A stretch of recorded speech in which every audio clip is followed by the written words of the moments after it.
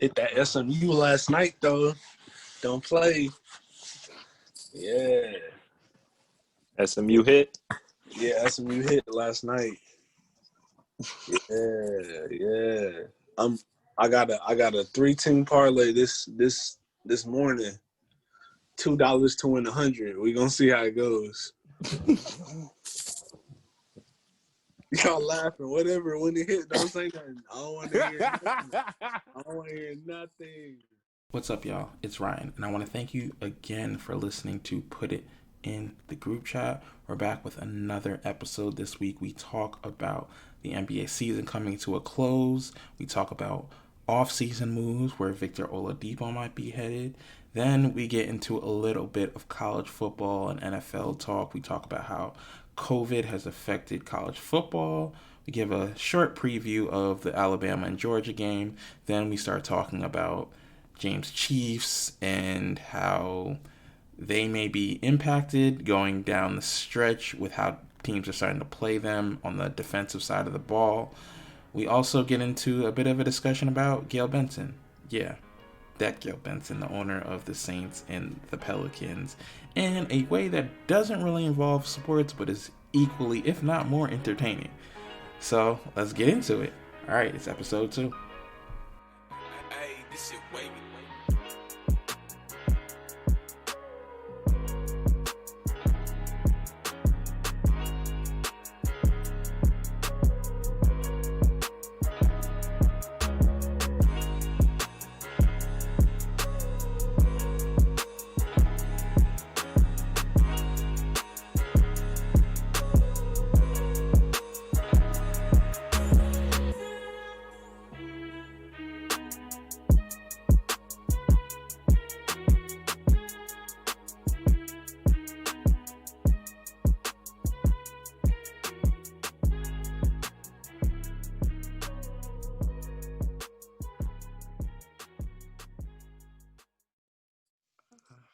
All right.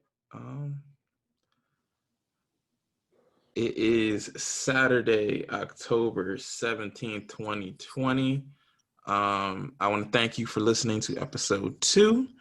My name is Ryan Shepard. I'm a podcast host. I'm a writer. I'm an editor. My name is Ryan Shepard, otherwise known as Jordan Wood's future ex-husband. We have Gerald, who's a podcaster by day, and Danny Age's assistant by night. And we also have James, who's a college student, a future podcast network host and owner, and part of the Le'Veon Bell welcoming committee. So we are in here today. If you are new to the podcast, we have our 4 segments. We try to break it down into our 4 quarters. So we have our coming out of the tunnel, or our first quarter segment, where we just kind of run down 5 quick stories. We don't really get into them, but just stuff to keep your eye on. Then we get more into basketball, then football, and then we get into our 4th quarter segment. Last week, it was What Would You Do? This week, it may be something different. You got to listen to find out. But our first quarter segment, I just want to run through some quick hits. So the Astros are now, they won last night, so it's 3-3 or 3-2? 3-3? 3-3. All right. We don't know if they are still cheating, but either way, the result is the same. In the world of college basketball, we actually have college basketball news. A little bit further in the future, when Corona is not a thing, hopefully, the NCAA has announced that the Women's Final Four in 2025 will be held in Tampa. And in 2026, it will be held in Phoenix. Just going along that lines, other location kind of scheduling. The Pro Bowl will be in Vegas next year. I don't really have an interest in watching the Pro Bowl, but I do have an interest in Vegas. Anything you put in Vegas is 10 times more fun. Getting into the third story, Conor McGregor has agreed in principle, verbally, to fight at lightweight against Dustin Poirier. They were a little bit back and forth on that because Dana White said we're fighting on January 23rd. Conor McGregor came back, said I want to fight before the end of 2020. That's Dana White then just came back and said, we filled up all the slots, so we ain't got no room for you, which is a damn lie. But and then Conor McGregor was like, I want to fight in Jerry World. I don't know why that's a big deal, because ain't nobody gonna be there. And also the Cowboys might be in the playoffs because the division is just that damn bad. So I don't even know if that's a doable thing, but that is Conor McGregor's only ask at this point. The fourth story, LeBron James, his More Than a Vote organization, has teamed up with Michelle Obama's When We All Vote organization to do like a voter drive. They're providing resources, other things to help out voters and just make sure that they're educated on the process, make sure that their votes are counted, this, that, and the third. Just part of LeBron James' continued work to that organization. And the last story, fifth and final story, Vasily Lomachenko is set to fight Teofimo Lopez tonight in Vegas for the unified lightweight title. I'm a huge boxing fan. For those of you who are listening, I am a huge boxing fan. I've covered boxing for the last year and some change. This is like one of my dreams to cover boxing. I love boxing. This is a fight that I really wish I could have been at. But obviously, Corona has made that impossible or just not wise to do so. But I am taking Teofimo Lopez in a 10th round knockout. That is just my prediction. But that is a great fight. If you are flicking back and forth between commercials and you're watching Alabama, Georgia tonight, it's a good fight to watch. I know people complain about boxing being boring sometimes, not knowing about the fighters. This will be an entertaining fight. Regardless of how it goes down, there are a lot of game within the game stories also with this fight. There's just a lot going on. They're going to be in the corners. This is going to be a fight. It starts at 7:30 tonight, so you don't have to stay up late watching it like a lot of West Coast fights. It's 7:30, which is 4:30 Vegas time, which is weird. But with that said, let's get into the second quarter segment, which is the NBA. Before we get into our next segment, I do want to take this time to shout out a Black writer. Last week, we shouted out different Black businesses. This week, I want to shout out Black writers and reporters and just creatives in general. The first person I do want to shout out is somebody that I have followed on Twitter and I followed on social media collectively for a really long time, and I am a huge fan of this person. This person is Taylor Crumpton. Taylor Crumpton is an incredible writer, voice, cultural critic, whatever you want to, cliche term you want to put around Taylor, it fits, because Taylor is one of the most creative and thoughtful and detailed and knowledgeable people that you can follow on social media, or if you have the opportunity to see Taylor speak on a podcast or an online Zoom session or whatever, about Southern hip hop and just hip hop in general and country and just race and just a number of different topics that you may find interesting. So make sure that you follow Taylor Crumpton, the hot girl journalist. Taylor goes by many names, but you can find her on Twitter and Instagram. So be sure to do that. And with that said, let's get back into the show so we can hear a little bit more about the NBA.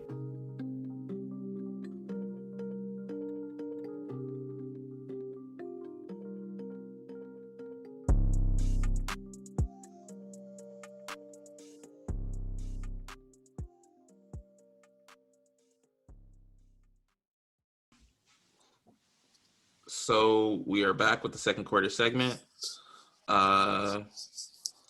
And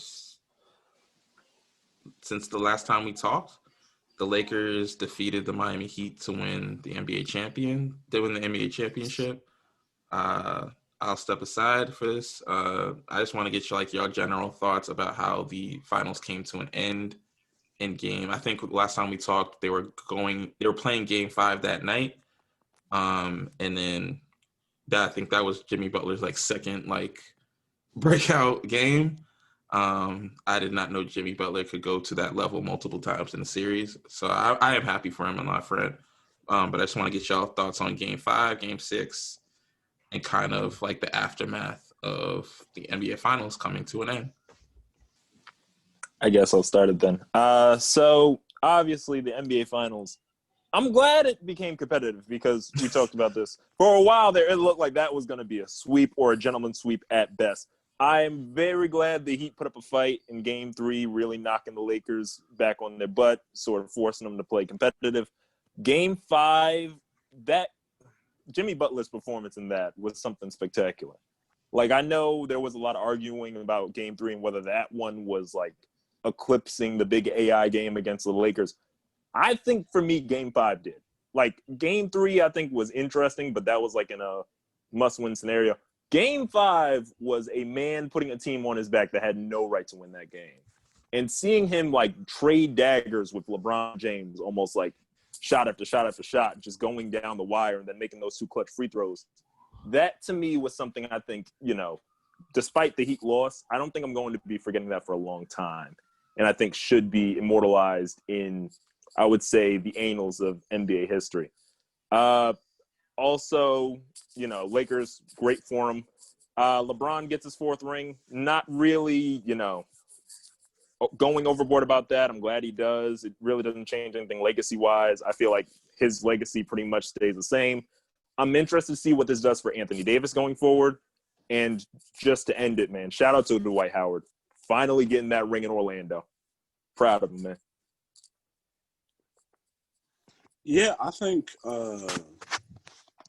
basically, the Lakers had too much for the Heat. Obviously, we see that. But, Anthony Davis, I think, is one of the more talented, if not the most talented power forward we've seen in a while. I mean, yeah, we can talk about Tim Duncan, but I think Anthony Davis definitely is way more I think he's a little bit more talented than Tim Duncan. Not saying he's better than him. Obviously, Tim Duncan's got the resume, got a couple MVPs, that type of thing. But I think definitely if you just take it from an eye test standpoint, like you can make an argument that Anthony Davis is definitely more talented. But from saying that, I think you can definitely see that LeBron was trying to give it up to AD throughout the entire season, from the first game to like the last game.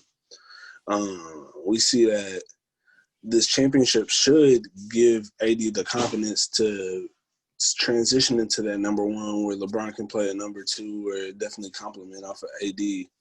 And I really think that's what we're going to see, the lasting impact of this championship is definitely that type of thing. Another thing I wanted to ask y'all, because as I've told y'all, I just started working from home, so I'm watching a whole lot more ESPN, listening to a whole lot more ESPN radio. So like in the morning, I start off with Keyshawn and Jay Williams and all of them, but then I go to obviously First Take, because kind of takes over ESPN at 10 o'clock. But one thing I heard Max Kellerman say is like, out of all the kind of crazy things he said, I was kind of taken aback by this. Like, how are we going to view this Lakers team as an NBA champion in the years to come?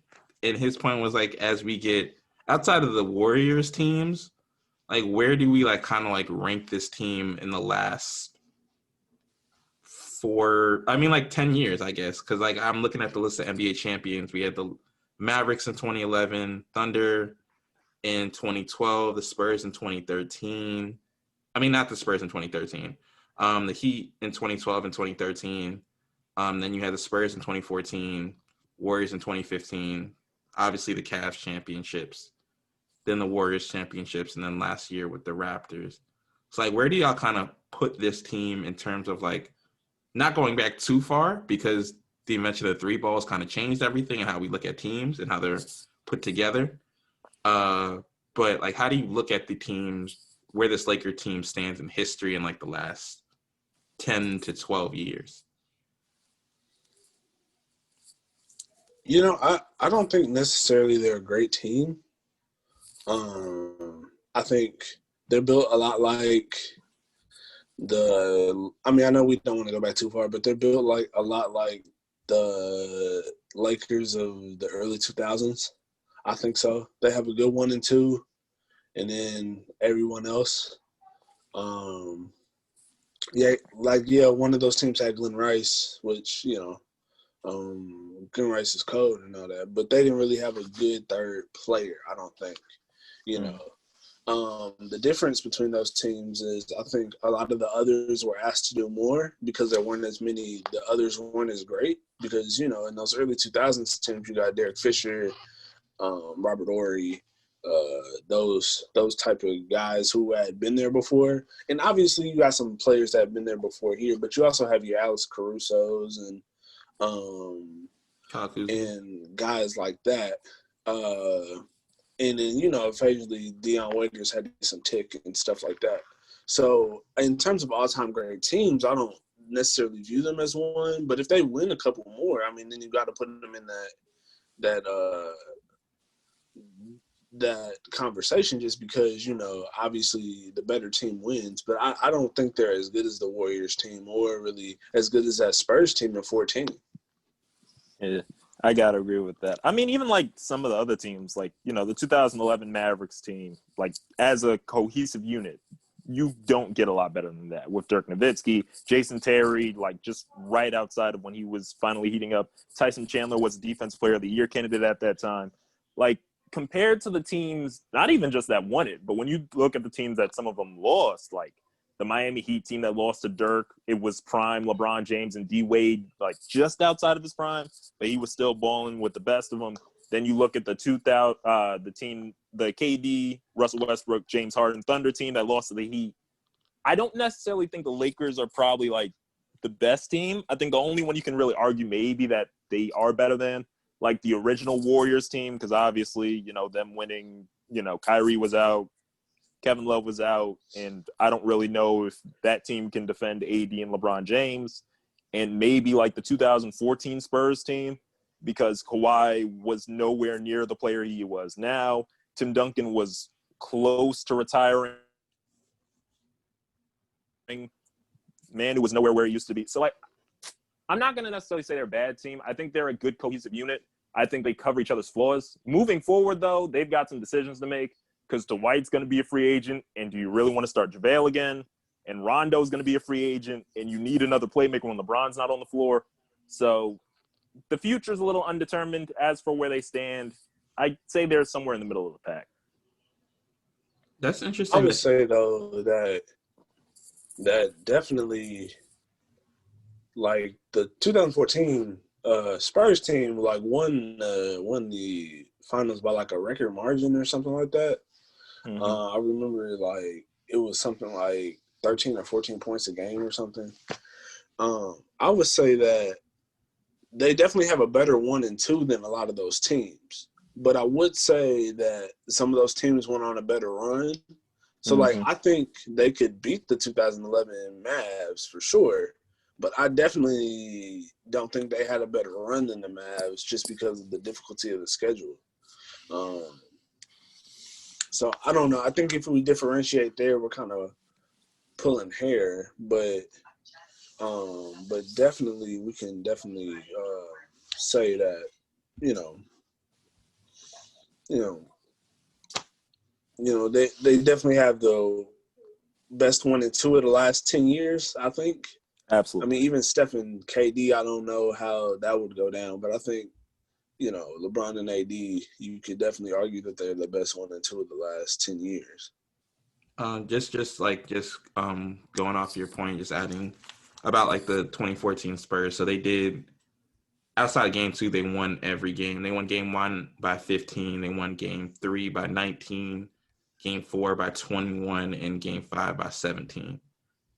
So it wasn't necessarily a close series at all, like you said.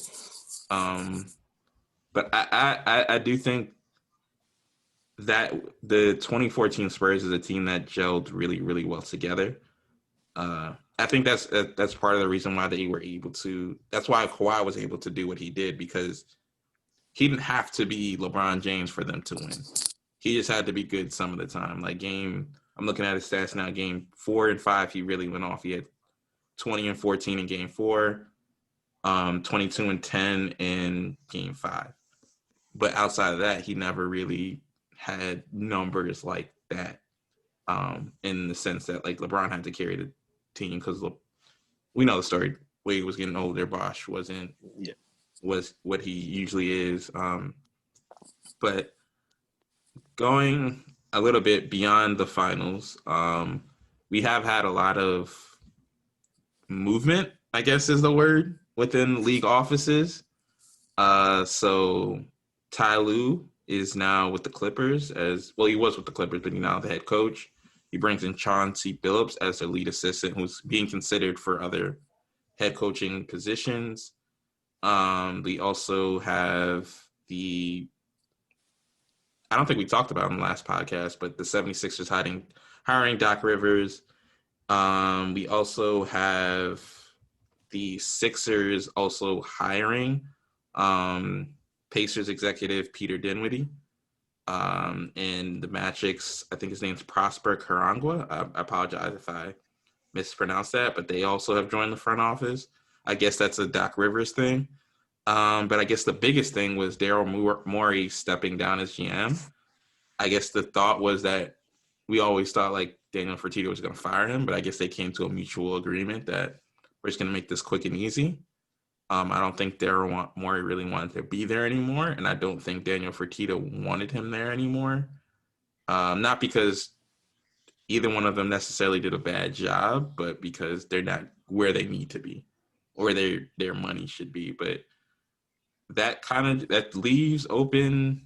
I think the Pacers job is still open and the Rockets job is still open.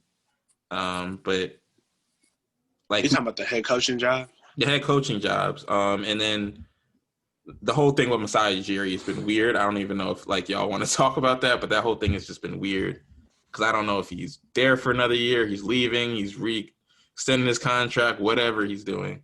But the first thing I kind of want to ask you is like the overview question is just like, are those two jobs good jobs? Are the Rockets job and the Pacers job good jobs? The Pacers job, honestly, I think it's harder than the Rockets job because I think with the Rockets job, you can at least do a little patch fixing because you got James Harden.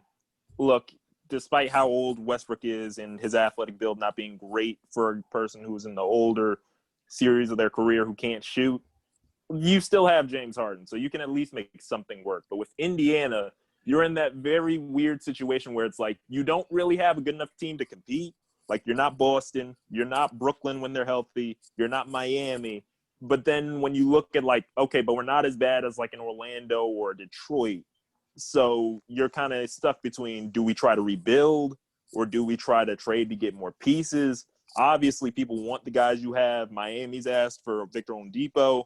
Boston's asked for Miles Turner. So it's just, I don't think the Pacers job is necessarily a terrible job. I think it's a hard job to really get your head around because you don't know where you're going to be by the time the season starts up. Yeah, I mean, the Pacers job has always been hard. I mean, you know, that's a tough place to win. Just Indiana is a tough place to win. Just because, you know, the league isn't designed for a team like the Indiana Pacers to win. Like, it's just not. Obviously, you got small market teams that have won before or have gone to the finals before. And Indiana's been to the finals before. But it's just not – the NBA is not designed for that. The Rockets, you know, what Daryl Morey showed was you can get free agents to come there, especially when you got Dwight Howard in 2012. You just got to be competent at that point. And, you know, just to touch on Daryl Morey, like people would like to bag on him because of the analytics and maybe he's not the best people person. And definitely the Hong Kong tweet didn't go well.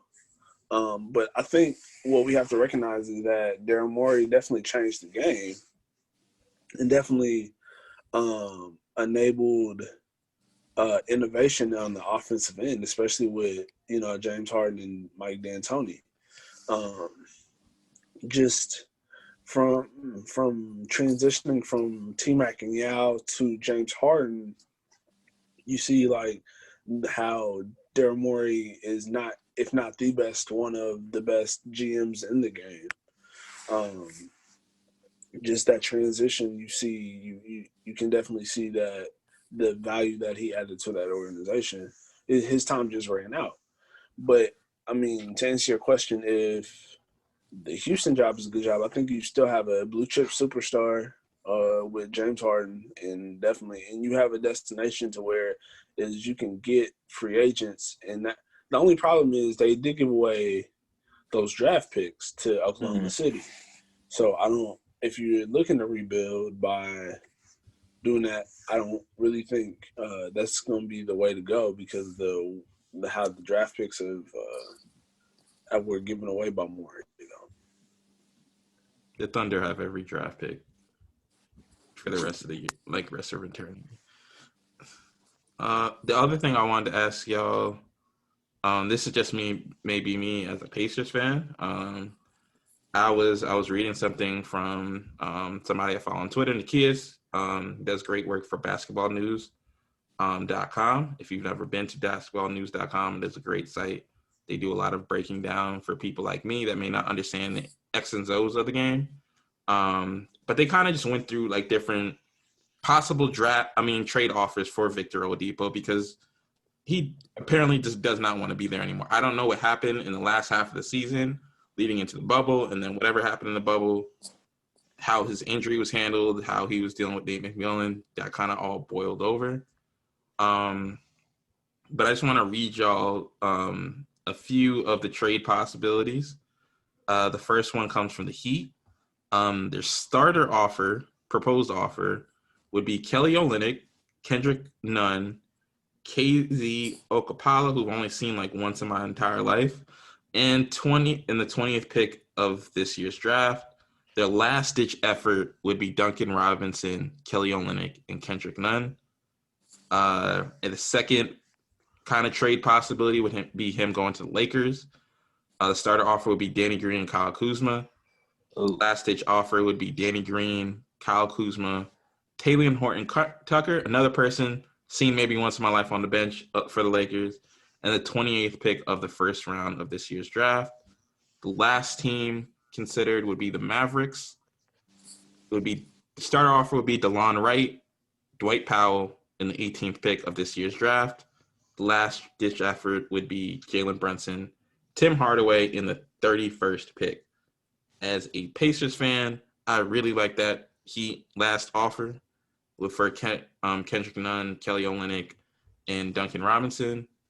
I just kind of want to ask y'all first, like, where do y'all think the best fit for Oladipo would be, regardless, if you could send him anywhere, regardless of cap room, where the best fit for him be? And then also, realistically, where do you see him landing? The best fit for Victor Oladipo, if I could send him anywhere. Shockingly, now that I really think about it, I would not, if they could find some way to pull this off where Middleton stays and they convince Giannis to stay for whatever reason. I don't hate Milwaukee because I think with Milwaukee, since Giannis is the number one option and Chris Middleton, we know, can be a serviceable number two, he can really actually heal and get back into his sort of play style. You don't have to rush him back like you did with Indiana because the bonus got hurt and he couldn't be active for the bubble. So they put a lot more pressure on Oladipo than they did at the beginning of the season. I think with Milwaukee, with Giannis being the guy, Chris Middleton, he can step up, and you really only need Oladipo by the time he gets to playoffs. He can really take sort of a more serviceable approach. Also, I think Victor Oladipo is an underrated facilitator, so I think Giannis will find that very helpful. But with trading, you can't really talk about the best situation because, to be honest, I think the Heat trade is probably the best out of those three options. But the one that will most likely be taken is the Lakers trade because they don't want to see Victor Oladipo win in the East. I mean, that's a valid point. It's hard to trade within conference because you extend people's windows to beat you. And, but I think the Lakers trade might work in terms of fit for Oladipo because there's, LeBron, definitely everything goes through him. But, like, I've seen, Victor Oladipo. Obviously, I think he's a little bit older. He's a little bit better now. Playing off the ball, in Oklahoma City didn't really work, but he was hurt most of the time there too. And I think the Lakers would be the best situation just because I can see somebody taking the pressure off LeBron to be able to score the basketball. And I think Victor Oladipo can do that. And I think also having like LeBron guard somebody's, guard the guards isn't a long-term fit, especially with this advanced age. So I see Victor Oladipo being able to do that. They can contain the ball a little bit better and probably be better defensively. So guys like Damian Lillard and Steph Curry, when they come back, don't really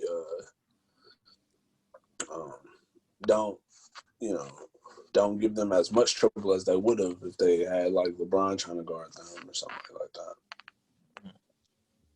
The only thing I will say about that Lakers trade is y'all can send a whole lot of the people back here. Do not send Danny Green's ass over here. Do not do that. That man is getting old. I do not want him here. No, do not send. And also for the Bucks, do not send George Hill back over here. That man has been over here so many damn different times. Do not send that man back over here. If we're going to get to the second round, we're going to do it with Victor Oladipo. We're not doing it with George Hill. I guess the last two things real quick that I want to touch on. We have talked about the WNBA in passing, but I do want to just send them a quick shout out because I was reading something yesterday that frankly shocked me in terms of their TV ratings. Their TV ratings went up significantly, like not in a small way. They saw a 68% increase in viewership this season. And multiple athletes, they can go, if you want, I'll whenever we get a social media account, I will share this story. But they had multiple athletes see like a 600% increase or more in their social media following during the WNBA season. Now that may be because of the support they got from the NBA, whatever, or just them playing great, or just increased visibility because they did have more games on television this year. And just, they had some really great storylines with Breonna Stewart coming back, Sue Bird playing well, the Aces trying to get back to the finals only to lose again. This weird infatuation, I shouldn't say it's weird, but it's infatuation that people have on social media with Tia Cooper. But there's multiple different things why that could be the case, but that was a good thing to see. And the last thing for this segment I did want to touch on before we get up on out of here and go to football. Gary Payton says he wants to be an NBA coach. And that to me is hilarious, not because Gary Payton could not be a good coach, but because of Gary Payton's personality. He said he's had conversations in the past about coaching, but the timing wasn't right. But he believes now that he's ready to coach. And hearing that reminded me of another person, Gilbert Arenas, who also says he wants to coach. Now, they have vastly different personalities, but both of their personalities do not lend to the type of people that you would usually see as coaches. So I wanted to ask y'all, like, who would be not necessarily the better coach, but who would be the more entertaining coach to watch on the sidelines? I mean, as a head coach, I think Gary Payton would be very entertaining. But I mean, both of these guys are point guards. Jason Kidd and Derek Fisher were head coaches. Usually the point guards are really good at it. Or usually, they're okay. Like Ty Lue, again, another point guard. You got those guys who've had offenses for years, especially in the NBA. Like I don't think they couldn't do it. I just think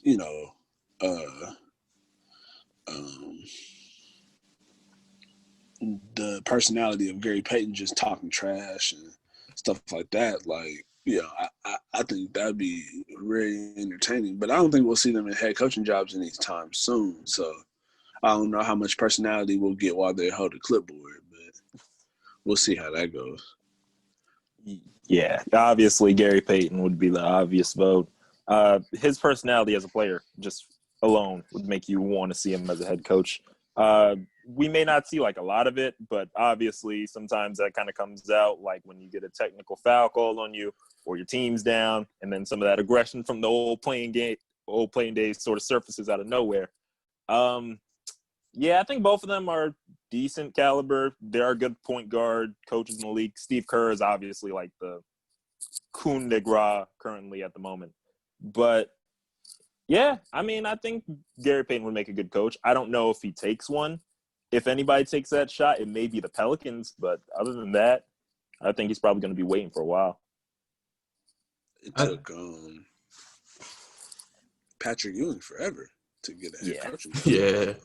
You know, it can go one of two ways. You know, And then they gave him the Georgetown job. I mean, yeah. Why not? But so that wraps up our basketball segment. And we'll be back with the football segment. But that was, I mean, there's a lot that's going on that in the NBA just in general. But I do want to say, before we get up out of here, I do want to say prayers for Bronny. We saw that Zuri did, in fact, get a house, and we have not seen Bronny since. So I think that just proves my further point that I've had a long-standing belief in, that younger siblings are better. And I always believe that because I'm the youngest in my family. But we will be back in a second with our football segment, so we can talk about Corona, talk about Le'Veon Bell, and a lot. But yeah. What's up, y'all? Before we get into today's football segment, I do want to take a moment to shout out another truly talented, creative, and innovative young Black writer, and his name is Andre G. Andre has written for a boatload of websites and publications. He also has his own newsletter, and he writes about pretty much anything. It could be music, it could be culture, it could be fashion, it could be gender, it could be race, it could be socioeconomic status. They're all infused into the work that he does, writing about what's going on in today's pop culture sphere. And it's truly incredible. And the thing that I truly appreciate about him is that he's honest and he gives his true opinions on different topics, and he doesn't shy away from anything, which is something that I, as a fellow writer, truly appreciate. So make sure that you go and check out Andre G on Twitter, on Instagram, wherever you can find his work. And let's get back to our work, the football segment of the first episode of Put It in the Group Chat podcast. That's it.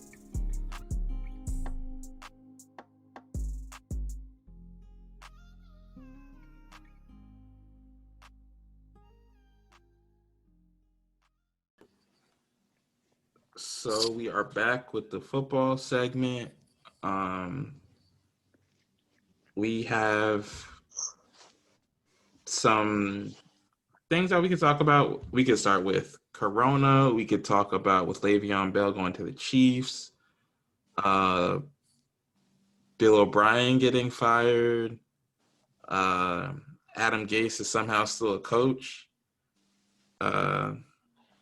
There's a number of things we could do. I guess for me, like the most interesting thing to watch that's kind of been in the cut, like not really getting the type of attention I thought it would get, is that Odell Beckham was sent home with an illness. Yeah. And they said it wasn't Corona originally, but now they're saying he tested negative for COVID-19 ahead of the game. So, like, why was he getting increased testing? It's just the way they've been handling it is weird. And I guess the bigger question I kind of wanted to ask y'all that I've been thinking about is, like, I know this is a two-part answer. Should players have to reveal positive COVID-19 tests to the public? And that you could separate that on the NFL level and a college level, or just kind of lump it all together. But that's something I've been thinking about, especially with college, because they're not getting paid. They're not professional athletes by definition, but they have to reveal their health status to the world. So I was just like wondering, like, is that something that we should be asking? Obviously, from a fan's perspective, we'd like to know, but from their personal status, do you think that's something that they should have to share? I think like it should be on an injury report. So I think technically that'd be a yes answer. So I mean, you can't. I don't think you should test for COVID-19 and like nobody be able to know on the other team. You know what I'm saying? Yeah, that's true. Like I think it should be on the injury report, and like the injury reports are made public. So yeah, I think so. But like in terms of like college football, I think obviously they get paid the same whether they play or not. So I don't really think they should be playing, but that's just me. I think we could see this coming from a mile away. Like a lot of these football programs are like tight knit and stuff like that. So like you know, I think the coaches should definitely have somebody who tells, who's been telling. Because I think the Alabama coach, what was it? The Alabama coach had a test. Nah, it wasn't Nick Saban. It was another Alabama coach had a test that was positive in July. And I think we just now finding out about it. So y'all can correct me if I'm wrong, but I think that was, I forget his name, but I think that's what happened. But, I think it should definitely be on the injury report at the very least. Yeah, I mean, I feel like with college, it's a bit more understandable. Like, in the professional NFL, it's a job at that point, so it being publicly listed makes sense. But I feel like in college, in that sort of area where you're still sort of not legally signed, like they don't pay you anything, honestly, I'm okay with it not being enclosed as long as they're not on the field the entire time.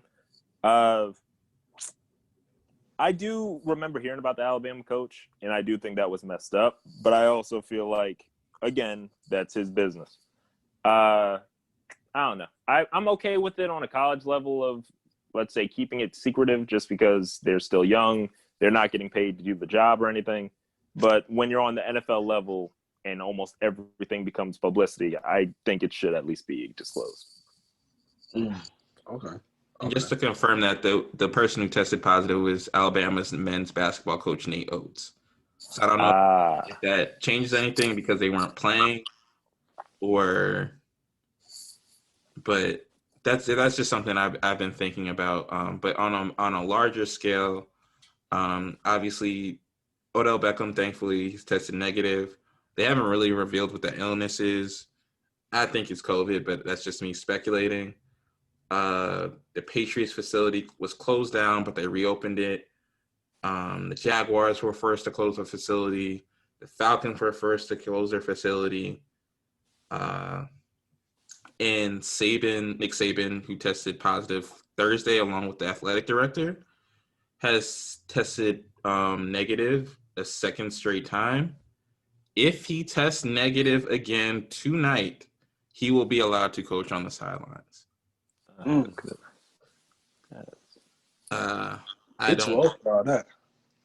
I know his wife is probably not too happy.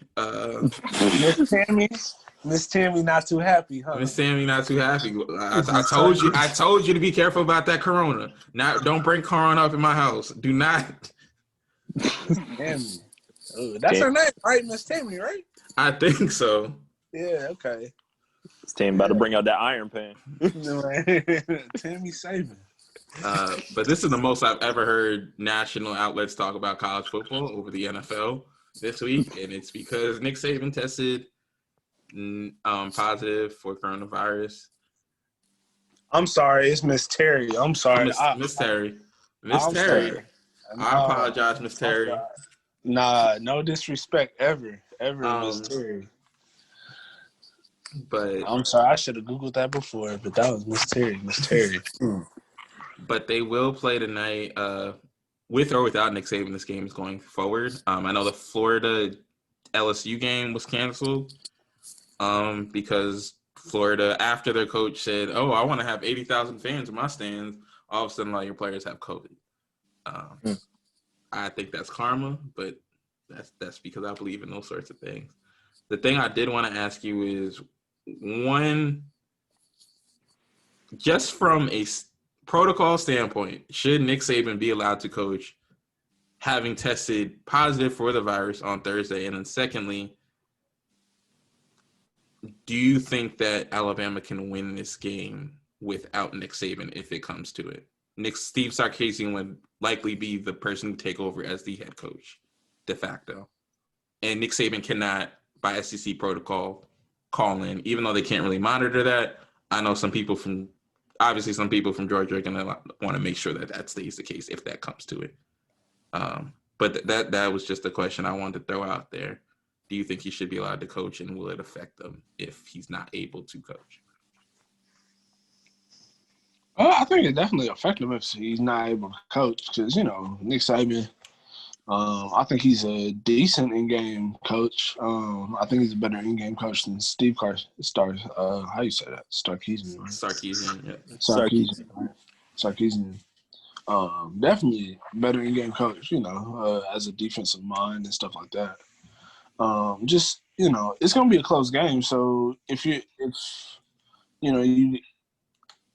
you have one in-game coach that's a little bit different than another in-game coach, it's just going to be different, I should say. Maybe it's not better or worse. It's just going to be different because they have the same athletes. It's just going to be a different philosophy. But it can't be that much different because, they've been practicing for this for a long time. As Nick Saban said, they had a protocol if somebody got COVID. But I do think, it'll be a little bit different at that point. But should he be allowed? I don't know. I think definitely we're talking about COVID. I mean, he could have had a false positive, but I don't think we should bank on that. So I don't know if he should be allowed to coach, but I don't think it's a good idea for him to coach, I should say. Yeah. I mean, I got to agree. Look, the test came out, Thursday? That Nick Saban was positive. I don't like this is the same thing as the Cam Newton sort of Patriot thing. A 3-day turnaround should not be okay, you're fine now. I feel like we should at least give it a week if we're going to do something like this.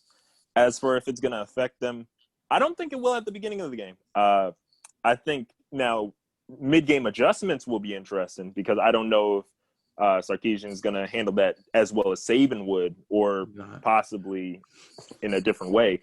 But I think at least to begin the game, it should be the same. After that, I think all bets are off. I second that. He will not be. I wouldn't say for sure he can't handle in-game adjustments. I'm just saying if he can, I have not seen it. I did not see it at Washington. I damn sure didn't see it at USC.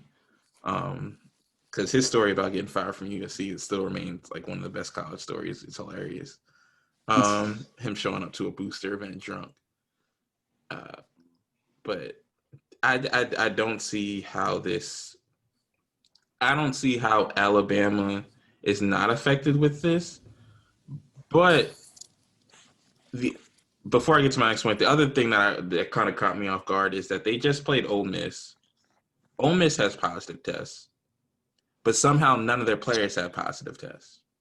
Right. We have not heard anything about them having positive tests.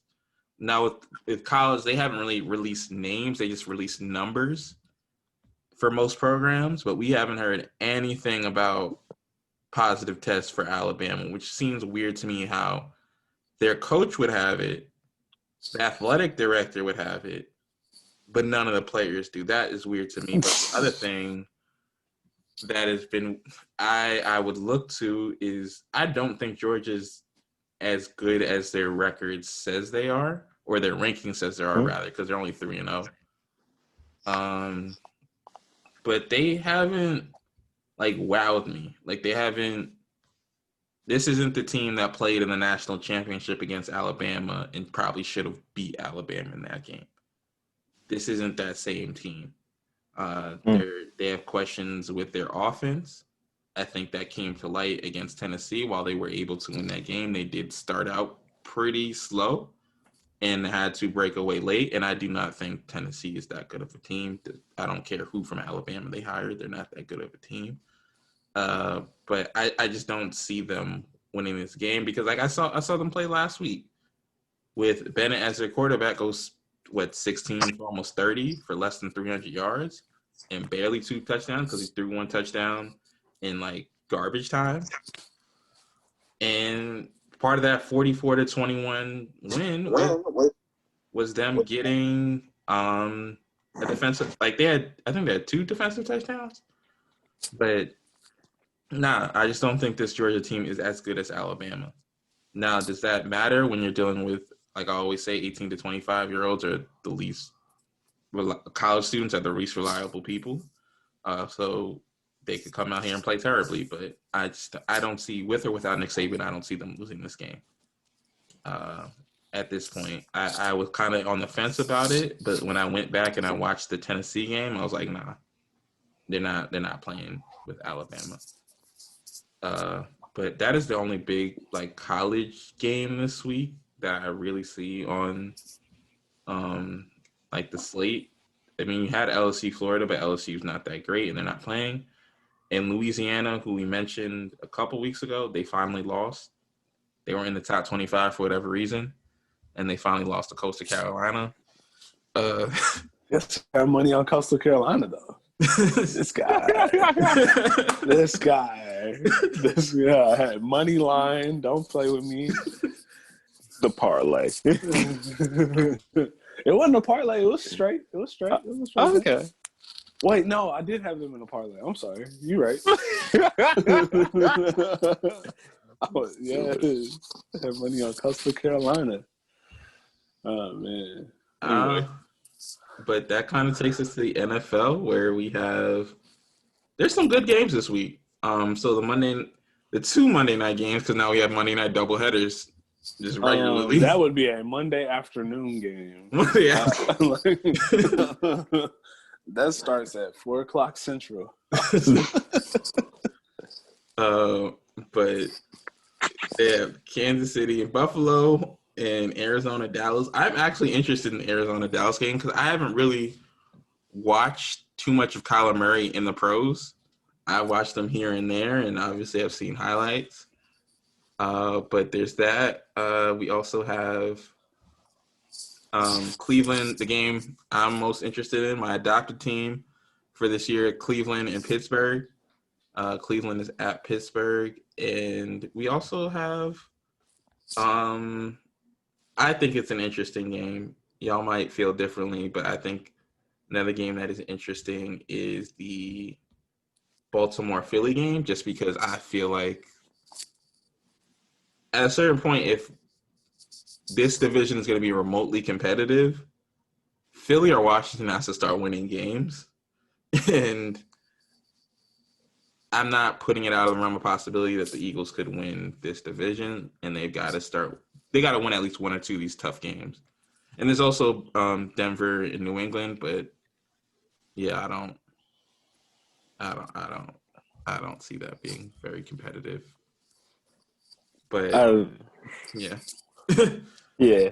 I mean, well, first off, you got to start off by saying condolences to Dak Prescott, right? Like the complete dislocation along with the compound fracture of the ankle. Like that's just something you never want to see on a contract year, no less. You just got to hope he's going to be okay. Yeah, this is a really entertaining week of football. Another one you didn't mention, I think Tampa Green Bay. I really think Tampa has a legit shot at winning that game. Like, it's no offense to Green Bay, but, like, the best defense they've faced so far was the Minnesota Vikings by ranking-wise, and that defense is not good. Tampa is good on D-line-wise. Secondary, they could use some work, but I think that's enough to at least put Aaron Rodgers on his heels.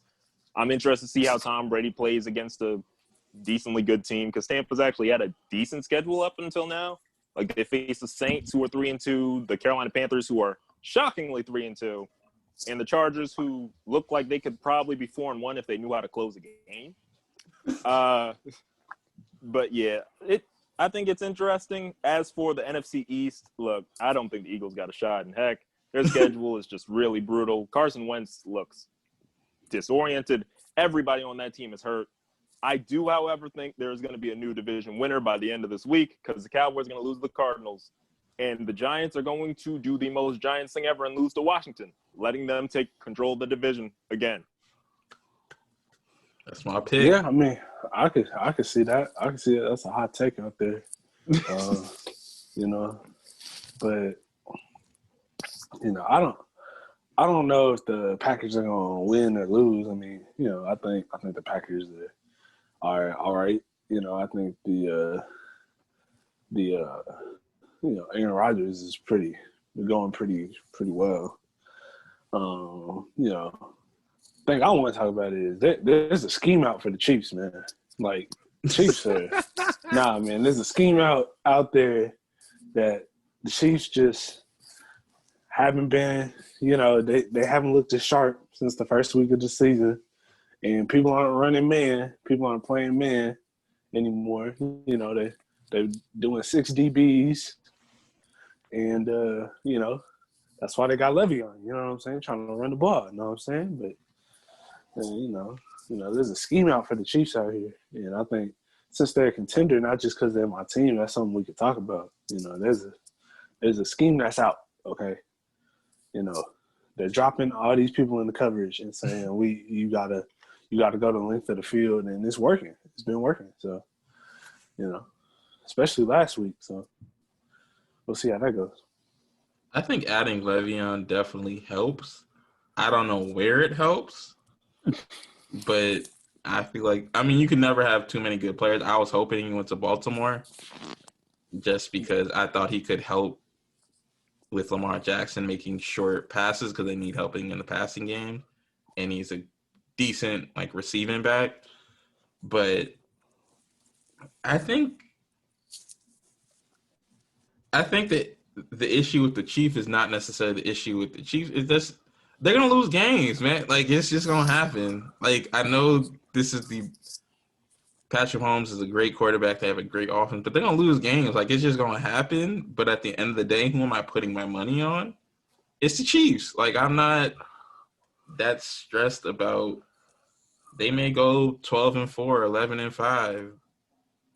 But with these expanded playoffs, I mean, how much is that really going to – everybody going to be in the playoffs. Yeah, I feel you. I'm just saying that, you know, Andy Reid is not adjusted to them being, you know, just 6 DBs on the field every time. You know, they're just not.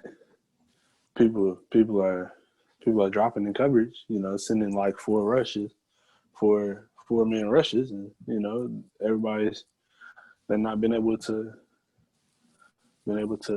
adjust. So, you know, we'll see how that goes. Yeah. I mean, but this was what we kind of expected was going to be the downside of making sure they established a run game more, getting Clyde Edwards-Helaire more involved was just they wouldn't be as explosive as they used to be. And I think we're just kind of seeing that more and more this season because, you know, last year and the year before that, their scores were usually like 40s, 50s sometimes, 30s. And now you're seeing like a lot more 15s, 21s, 27s. So, I don't know. I just feel like it's just the scheme they run now. Like, it's no longer just bombs away. It's a balanced game. Right. But nah, I mean, the Raiders got rugs last week, and, you know, on the defensive side of the ball, Chiefs, man. That's all. That's all I had to say about that. Oh yeah. If somebody can take the top off that defense, that's a problem. Right. I mean, you know, it's scheme. It's scheme, you know. Got out-coached last week, but, you know. Question, though, now that we're talking about football. What do you think is the bigger firing, Bill O'Brien or Dan Quinn? Dan Quinn had to get up out of there, man. Bill O'Brien didn't necessarily have to get up out of there because, they've been to the playoffs for a number of years. And, the Texans' history in the playoffs is just not that good. Like, Texans only been around since '02, and they haven't made the playoffs that many years. Like, Bill O'Brien is the most successful coach they've had. So he didn't really have to get up out of there. But Dan Quinn had to get up out of there. It was just time. It was just time. Like, there wasn't, Mr. Blank, said, you gotta go. Gotta go. So I don't know what more there was for Dan Quinn to do. They've been to a Super Bowl, but obviously it went the way it went, and they hadn't been really good since. So, and Matt Ryan is probably on his way out too. I think that's a whole rebuild over there. But Matt Ryan will find a second home because he's still really good passing the ball. To the Broncos. Matt Elway. John Elway loves them QBs, bro. And them tall white QBs, yeah, for sure. Tall white boy. Yeah. But Matt Ryan is probably on his way out too. I mean, Texans don't get this together. Sean Watson might try to force his way. I mean, that's the only fireable offense that Bill O'Brien really has. Well, other than the fact that he obviously, or at least reportedly, he did not get along with players that he needed to get along with. But you can't trade DeAndre Hopkins and then come out here with David Johnson and then also not be able to keep Jadeveon. I feel like with Bill O'Brien, it was more a personnel decision. His downfall was that GM spot because some of them were they didn't help. I don't know if they hurt, but they damn sure didn't help. But I mean, it's kind of what happens when you want to be GM, coach, assistant coach, personal trainer, all of it. You just want to do it all. Well, they're gonna fire you from it all when it all goes wrong. Well, I mean, we started in basketball with Doc Rivers. Obviously they let him off the GM spot a little bit early before they fired him as a coach, but it's really hard to do two jobs, especially when you see historically, another basketball example is Flip Saunders. That's that was really tough as well.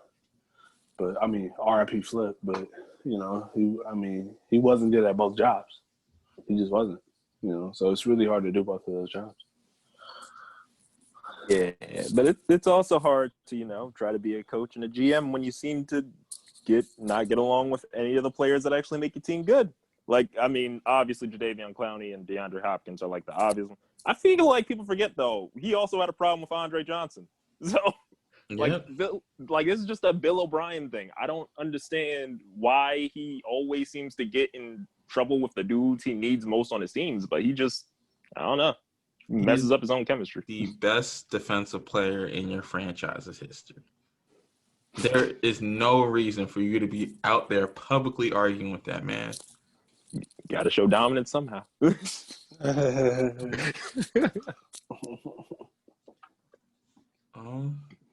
That kind of wraps up the football, and then I guess we'll get into our last segment.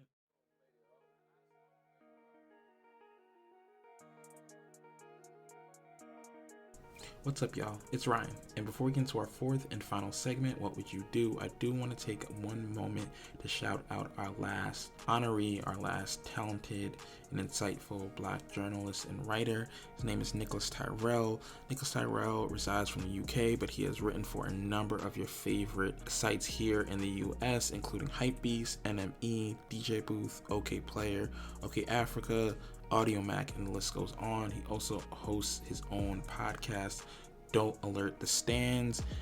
Outside of that, he lends his voice to a number of web series, including The Grapevine. So you can check him out on Twitter. His name is IMNTYRELL. That's IMN Tyrell on Twitter. And make sure that you go read his work, you listen to his podcast, see him on his different web series, because he's truly a talented and insightful person. So with that being said, let's get back into our fourth and final segment. What would you do?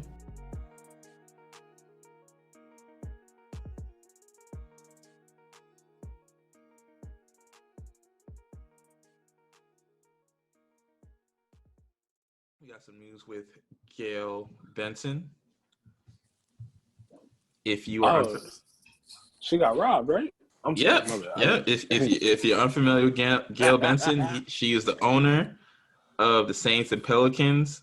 We won't get into how she got into power instead of those two organizations because there was some family drama involved with both of those, but she got it. She was the victim of an attempted carjacking, and the details of how she got it back do not make any kind of damn according to the New York Post and other outlets. I did confirm this with other outlets because I know the New York Post is not the most reliable source in the world. Benson was in her parked car last Saturday in New Orleans when a man allegedly tried to steal it, but she screamed for him to get out and did so successfully as she came away from the incident unharmed. That sounds like the most bullshit type of answer, excuse my language, that I have ever heard. New Orleans. She had the Thule, bro. Exactly. Yeah, she had the Thule. She had that thing on there. So you need to tell you, first of all, I do not believe that story that she was in her parked car. No one ever, again, we've all been around some people that do things that are not necessarily on the books for a living. We have come in contact with those type of people, few and far between. Maybe there's some of them in your family, maybe some of the friends of a friend. I don't know, but the first thing I've learned, especially about stealing things, if it's a home, if it's a car, if it's an Airbnb, if it's a hotel, the owner cannot be there when you're trying to steal something. Whoever this person is, the dumbest robber I've ever met in my entire life. Or she is lying, flat out lying how this happened. And then secondly, she just screamed and he left. Yeah, nah, that don't sound right. Hey, come on, man. We know this happens. Ben Carson told us yourself, if you put your hand in front of the gun and say no, they won't shoot you.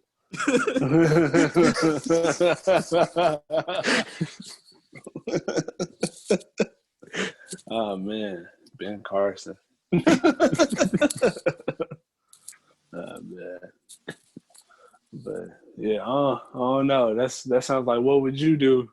I don't know. Gayle Benson just built different. You know what I'm saying?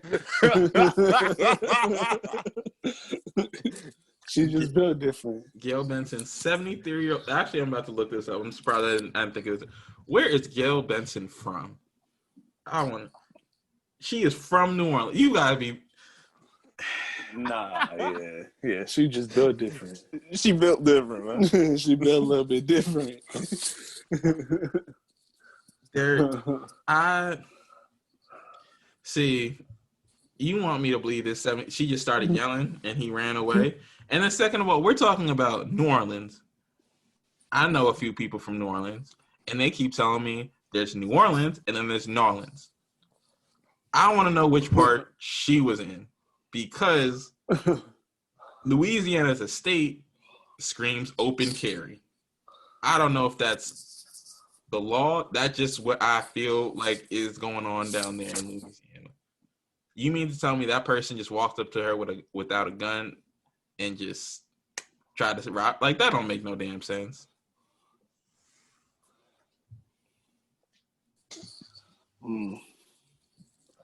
Yeah. That makes sense, man.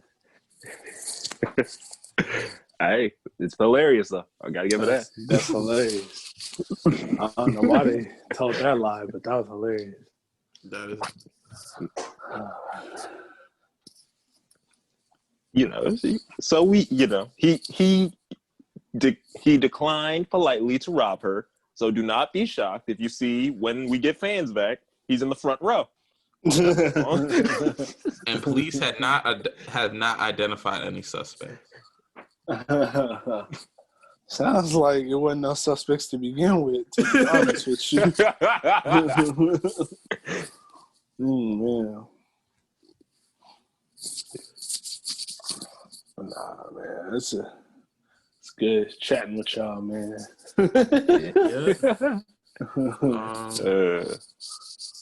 That's all I got. I just want to end by saying,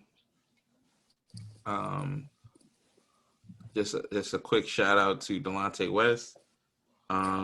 He looks like he is doing a lot better, and that is really great. That whether it was family, whether it was Mark Cuban, whoever has been able to help him get his life started on the right track, because it looks like that's where he's headed. And just prayers out for him. It's a long road back, but we've seen people like Ben Gordon do it. So I'm just praying for him. But as always, if you walked away from this podcast thinking that the Alabama football team did not have any positive COVID tests, you were extremely gullible. If you walked away thinking that the Falcons know what they're doing in any type of sense on the field or on the coaching staff, I want to pray for you, and I hope you get off that narcotic.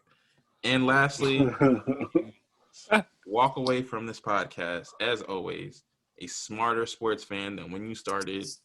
You're welcome. I am Ryan. I am the moderator, question asker, producer, all those good things. I'm here with Gerald and James, and thank y'all. And that is a wrap on episode 1 of Put It in the Group Chat. And I do want to send my condolences and my prayers and my thoughts to the families of Joe Morgan, Fred Dean, Gayle Sayers, and a number of other powerful and impactful Black athletes that we've lost in recent weeks. Your legacy will continue to live on with you, and I send my love and my prayers and my thoughts to those who have lost loved ones and who are in close proximity to the gentleman that I just named and the many more that I may not have the opportunity to name. But with that said, I do want to thank you for listening to episode 1 of Put It in the Group Chat, and I'll see you again next Saturday. Peace.